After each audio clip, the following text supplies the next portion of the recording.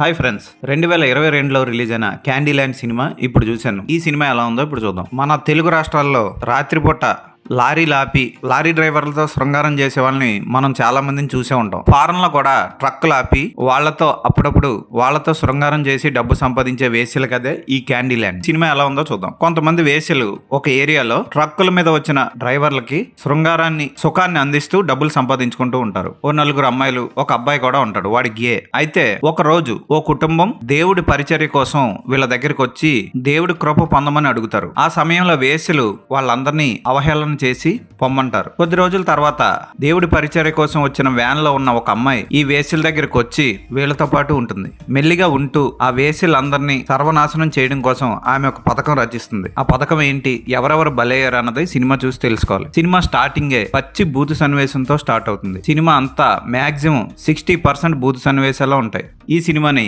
ఎవరికి వాళ్ళు విడిగా చూసుకొని ఆనందించండి. ఫోటోగ్రఫీ బాగుంటుంది, కాస్ట్యూమ్స్ బాగుంటాయి, కెమెరా వర్క్ కూడా బాగుంటుంది, బ్యాక్గ్రౌండ్ మ్యూజిక్ కూడా బాగుంటుంది. సినిమాలో ప్రధాన పాత్ర, మెయిన్ విలన్ పాత్ర ఆకట్టుకుంటాయి. వేశ్యలుగా నటించిన వాళ్ళు చూడడానికి అందంగా ఉంటారు.